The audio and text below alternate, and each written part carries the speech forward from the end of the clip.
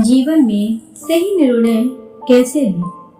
दोस्तों, बहुत समय पहले की बात है। एक छोटा सा राज्य था। उस राज्य का राजा बहुत खुशहाल था। उसके पास किसी चीज की कोई कमी नहीं थी। प्रजा भी अपने राजा का खूब आदर सत्कार किया करती थी। प्रजा अपने राजा से बहुत खुश थी। लेकिन आज कुछ ऐसा हुआ था जिससे राजा की नींद हराम हो चुकी थी। राजा को रात भर नींद नहीं आ रही थी। 25 सालों से आज तक ऐसा कभी नहीं हुआ था। राजा के साम्राज्य पर आज तक किसी ने हमला करने का प्रयास तक नहीं किया था। लेकिन आज पड़ोसी राज्य ने इस छोटे से राज्य पर आक्रमण कर दिया और आज राजा को अपने 25 साल पहले वह दिन याद आने लगा जब वो एक राजा ना होकर केवल एक सेनापति था और वो अपनी राजा की आज्ञा का पालन करते हुए युद्ध की तैयारी कर रहा था। लेकिन उस वक्त उसके मन में कोई शंका नहीं थी, किसी चीज का निर्णय नहीं लेना था। इसलिए वह चैन से उन चीजों की तैयारी में जुटा रहता था। राजा बहुत दुविधा में था। उसे समझ नहीं आ रहा था कि आखिर वो अपने साम्राज्य को किस तरह से किसी और राजा के हाथों में सौंप दे, जो साम्राज्य को हासिल करने के लिए उसने दिन रात एक कर दिया। कई लोगों को धोखा दिया, कई लोगों को पीड़ा दी, कई लोगों को कष्ट दिया, कई प्रकार की राजनीति रची, कई प्रकार के षड्यंत्र रचे। इतनी सारी मेहनत करने के बाद जब उस राजा को सिंहासन प्राप्त हुआ था, इतनी सारी मेहनत करने के बाद उसी राजा का सिंहासन प्राप्त हुआ था। उस सिंहासन को, उस साम्राज्य को वो अपने हाथ किसी और को कैसे थमा दे, राजा को कुछ भी समझ नहीं आ रहा था कि वह क्या करे। वो बहुत चिंतित था, परेशान था, करवटें बदल रहा था, लेकिन उसे कोई तरीका सूझ नहीं रहा था। राजा यह बात बहुत अच्छी तरह से जानता था कि बात केवल मेरी नहीं है, इस पूरे साम्राज्य की है। राजा ध्यान करना जानता था। वह बार बार ध्यान करने का प्रयास भी कर रहा था ताकि वह शांत हो सके, उसका मन शांत हो सके और वो अपनी अंतरात्मा की आवाज सुन सके। उसने कई बार प्रयास किया, लेकिन हर बार उसे असफलता ही हाथ लगी। वो अपने मन की आवाज अर्थात अपनी अंतरात्मा की आवाज सुनने में असफल रहा, जिस कारण वह बहुत परेशान था, चिंतित था और दुविधा में था। वह समझ नहीं पा रहा था कि आखिर वह क्या फैसला करे और उसके पास बहुत कम समय भी बचा हुआ था। केवल उसके पास आज रात का ही समय था। कल सुबह पड़ोसी राज्य उस पर आक्रमण कर देगा। यदि वह केवल अपने लिए फैसला करता है तो ये साम्राज्य के लाखों लोगों की जान पर बन सकती है, और यदि वो इस पूरे साम्राज्य के लिए सोचता है तो उसे पड़ोसी राज्य के राजा के सामने झुकना होगा, उनका सम्मान करना होगा और अपने हाथों इस साम्राज्य को उन्हें सौंपना होगा। राजा बेहद दुविधा में था, अत्यधिक परेशान था। आखिरकार वो अपने महल की छत पर पहुंचा, जहां ठंडी ठंडी हवाएं बह रही थी। रात का समय था, चारों तरफ सन्नाटा था, खामोशी थी। राजा ने छत पर पहुंचकर आसमान की तरफ देखा। आसमान में एक पक्षी निडर होकर उड़ रहा था, अपनी ही मस्ती में, अपने ही अंदाज में। उसे रोकने वाला कोई नहीं। उस पक्षी को देखकर राजा को यह एहसास हुआ कि जब तक कोई व्यक्ति अकेला होता है तब तक वो मस्त होता है, अपने में खोया हुआ होता है। उसे किसी प्रकार की कोई जिम्मेदारी नहीं उठानी पड़ती। वह जब चाहे, जैसा चाहे वैसा फैसला ले सकता है। लेकिन हमारे सर पर जिम्मेदारी आ जाती है तो फिर एक आदमी अपना अकेलापन, अपनी मस्ती, अपनी आजादी को खो बैठता है, क्योंकि उसके सिर पर जिम्मेदारी है। उसे हर चीज देखनी है, समझनी है। और ऐसे बहुत से लोगों को सोच समझकर ही कोई निर्णय लेना है। काफी समय बीत चुका था और अब तक राजा ने कोई निर्णय नहीं लिया था, और जब राजा को कोई भी रास्ता नजर न आया तो वह अपना घोड़ा लेकर अपने गुरु के आश्रम की ओर निकल पड़ा। राजा कि गुरु भी बहुत सख्त थे। उन्होंने पहले से ही राजा को यह चेतावनी दे रखी थी कि जब तक कोई ऐसी दुविधा ना पड़े, जब तक तुम्हारे पर ऐसी कोई बड़ी समस्या ना आन पड़े कि तुम्हें मेरी जरूरत पड़े, तब तक तुम यहाँ पर कभी मत आना। राजा अपना घोड़ा लेकर आश्रम पहुंचा। वहां पर जब उसने देखा तो उसके गुरु ध्यान में लीन थे। वो अपने गुरु के ध्यान को भंग नहीं करना चाहता था। अपने गुरु को ध्यान में देख उसके मन में एक बार फिर से द्वंद्व युद्ध चालू हो गया। उसका मन कहता कि गुरु को ध्यान से बाहर लाएं, तभी वहीं पर उसका दूसरा मन कहता नहीं नहीं, यदि गुरु को ध्यान से बाहर लाया गया तो यह उचित नहीं होगा, गुरु क्रोधित हो जाएंगे और फिर उसके बाद क्या होगा यह कोई नहीं जानता।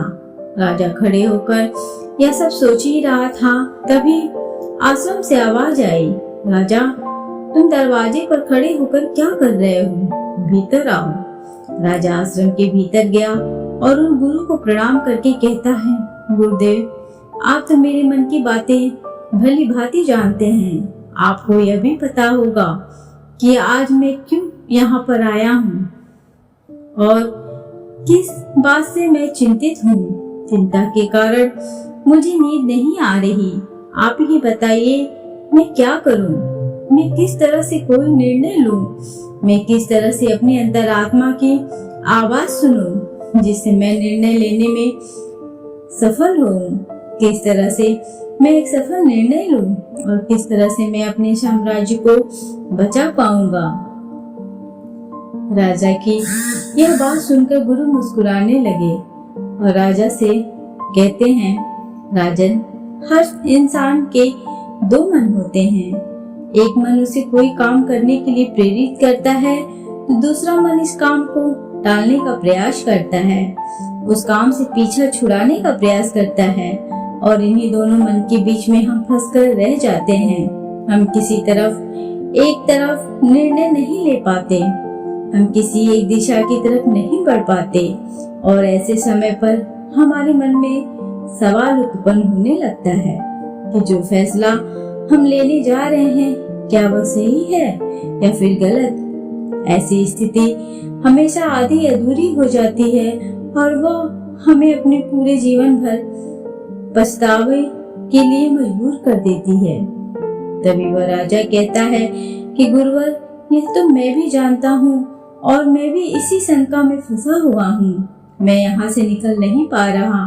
मुझे यह समझ नहीं आ रहा है कि मैं किस तरफ जाऊँ, मैं कैसे सही निर्णय लूँ, मैं कैसे अपनी अंतरात्मा की आवाज सुनूं जिससे मैं एक सही निर्णय ले पाऊँ। आप मुझे कृपा करके कोई मार्ग दिखाइए, कोई सही तरीका बताइए जिससे मैं सफल और सही निर्णय ले पाऊँ, जिससे मुझे जीवन भर पछतावा ना हो।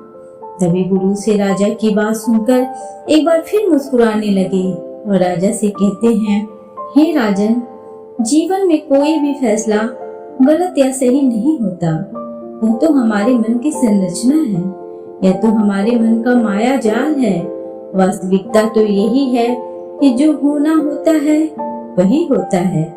हमारे और तुम्हारे करने से कुछ भी नहीं होने वाला, कुछ भी नहीं बदलेगा, लेकिन फिर भी हम अपने अहंकार में यह सोचने लगते हैं कि हम जैसा चाहते हैं हम वैसा ही करेंगे और जैसा हमें चाहिए बिल्कुल वैसा ही होगा। हम यही सोचते हैं कि हम अपने फैसले से दुनिया बदल सकते हैं और इसीलिए हम सही और गलत के चक्कर में फंसकर रह जाते हैं और हम कोई भी काम आगे नहीं उठा पाते, कोई भी निर्णय नहीं ले पाते। लेकिन वास्तविकता तो यही है कि फैसला कभी भी गलत और सही नहीं होता। मान लो आज तुमने गलत फैसला ले भी लिया तो भी तुम्हें भविष्य में आगे चलकर सही सीख ही देगा और यदि तुमने एक सही फैसला ले लिया तो वह तुम्हारे लिए काम बन जाएगी और वह तुम्हारे लिए आगे का रास्ता भी खोल देगी।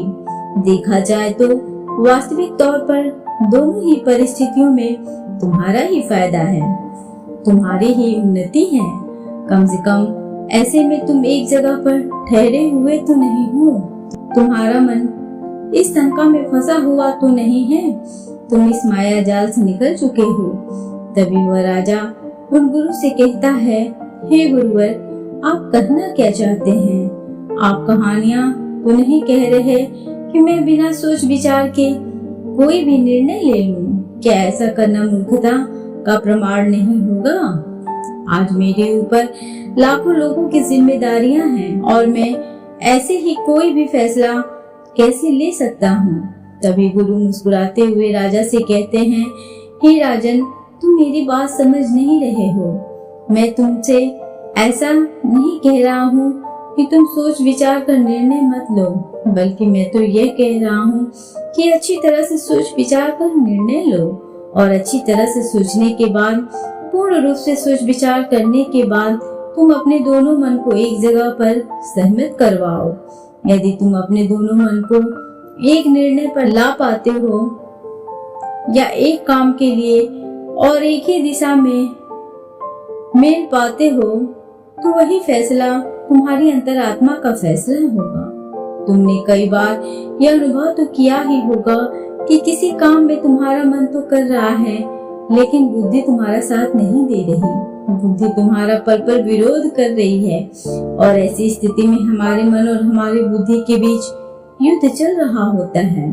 लेकिन यहाँ पर समझने वाली बात यह है कि जो बातें तुम्हारे मन से उठ रही हैं, वही बातें तुम्हें सही रास्ते पर ले जाना चाहती हैं। वहीं पर तुम्हारी बुद्धि तर्क वितर्क करके उस रास्ते को साफ करना चाहती हैं, सभी प्रश्नों का निवारण करना चाहती हैं। जैसे मान लो कि तुम एक पहाड़ी पर जाना चाहते हो, जहाँ पर तुम्हें यह पता चला है कि वहाँ बहुत सारा सोना है, लेकिन इसके लिए तुम्हें घने जंगलों से होकर गुजरना होगा।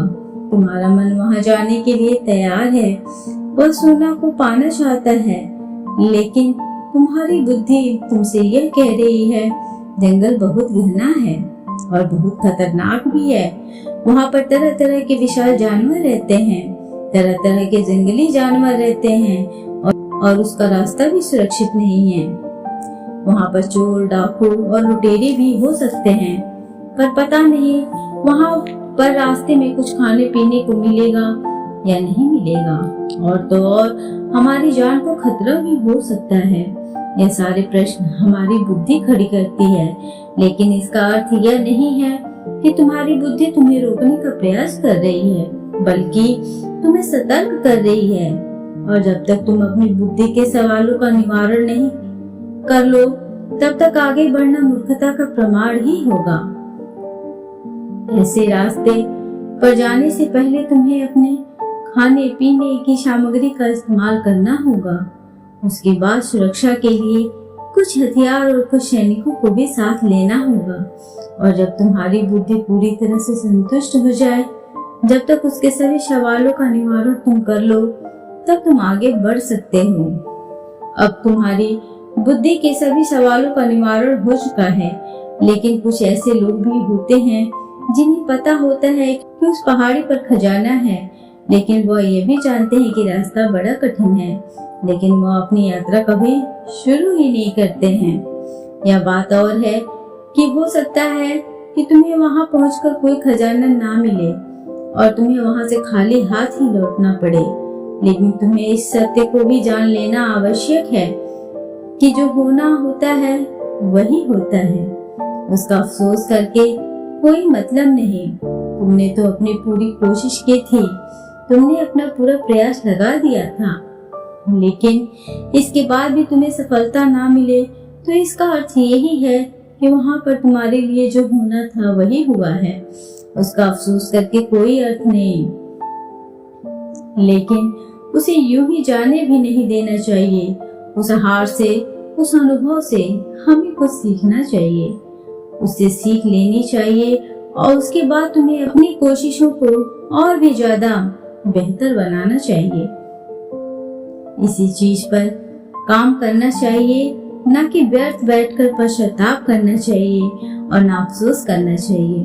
मैं तो तुम्हें बस यही समझाना चाहता हूँ कि अंतरात्मा की आवाज हमें तब सुनाई देती है जब हमारा मन और हमारी बुद्धि दोनों एक बात पूर्ण रूप से सहमत हो जाते हैं। तभी गुरुवर उस राजा को सावधान करते हुए कहते हैं, हे राजन, मेरी एक बात और अपने दिमाग में अच्छी तरह से बैठा लेना। जब भी कोई हानि होती है तो वो अपने पीछे पश्चाताप और अफसोस जरूर छोड़कर जाती है। तुम्हें हमेशा अपनी हार पर ऐसा ही लगेगा।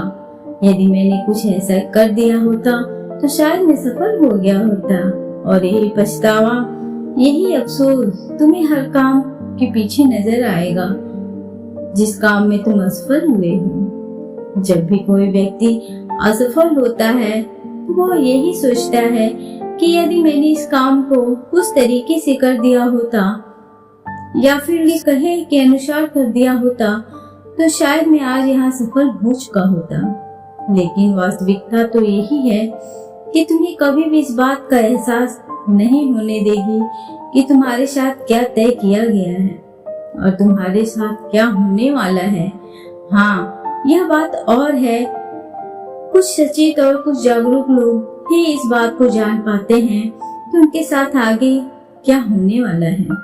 इसलिए वह कभी भी उस चीज के खोने का पश्चाताप नहीं करते, उसका अफसोस नहीं करते, क्योंकि उन्हें पूरा पता होता है कि आखिर क्या होने वाला है, और वो अपनी पूरी कोशिश करते हैं। उसके बाद कुछ होना था वह तो होना ही है, उसमें पछतावा करके क्या लाभ। किंतु जिन लोगों को अपने फैसले पर यकीन नहीं होता, वह हमेशा केवल सोचते ही रह जाते हैं। वह हमेशा अतीत के बंधनों में बंधे रह जाते हैं, दुखी रहते हैं, रोते रहते हैं, लेकिन वह अपने जीवन में कुछ नहीं कर पाते। लेकिन एक बुद्धिमान व्यक्ति यह भली भांति जानता है कि अतीत को बदला नहीं जा सकता, लेकिन उस पर बैठकर अफसोस करना व्यर्थ है। किंतु वर्तमान में हम सही निर्णय ले सकते हैं, और भविष्य जो कि हमारे हाथों में है ही नहीं। इसके बाद उन गुरु ने राजा को वहां से जाने का आदेश दे दिया और वो वापस ध्यान में लीन हो गए। और गुरु की सारी बातें सुनकर राजा के मन में जो द्वंद युद्ध चल रहा था वह पूरी तरह से शांत हो चुका था। राजा वापस महल लौटा और उसने शांति पूर्वक अपने मन और अपनी बुद्धि को एक ही निर्णय पर सहमत करवाया, और वह था कि हम युद्ध लड़ेंगे। जब राजा के मन में यह निर्णय उठा तो उसकी बुद्धि ने उसके सामने कई प्रकार के सवाल उत्पन्न कर दिए, जैसे कि हमारी सेना बहुत छोटी है, हम उनके सामने टिक नहीं पाएंगे, और पड़ोसी राज्य के पास एक विशाल सी सेना है जो हमें चुटकियों में मसल सकती है। उनके पास तरह तरह के हथियार हैं और लड़ने का कौशल भी है, और ऐसे ही कई प्रकार के सवाल उसकी बुद्धि उससे कर रही थी। उन सभी प्रश्नों का जवाब देते हुए राजा आगे बढ़ता चला गया, और वह इसी निर्णय पर पहुंचा कि हम युद्ध लड़ेंगे। यदि हम सही रणनीति से, सही तरीके से युद्ध लड़ेंगे तो हम छोटी सेना के साथ ही उन्हें हरा सकते हैं। इसके बाद राजा चैन की नींद सो गया, और अगली सुबह उसने अपने सेनापति को आदेश दिया कि हम युद्ध लड़ेंगे, सेना को तैयार करो। सेनापति ने राजा की आज्ञा का पालन किया। दोनों ही राज्य में घमासान युद्ध हुआ। हालांकि इस राज्य की सेना बहुत छोटी थी, बहुत कम थी, लेकिन राजा की सही रणनीति के कारण, राजा की सही निर्देशन के कारण आखिरकार राजा ने इस युद्ध को जीत ही लिया। दोस्तों, उम्मीद है कि आपको ये कहानी बहुत ही पसंद आई होगी। अगर आपको ये कहानी वाकई पसंद आई तो प्लीज इसे लाइक, शेयर एंड सब्सक्राइब करना ना भूलें। Thanks for watching.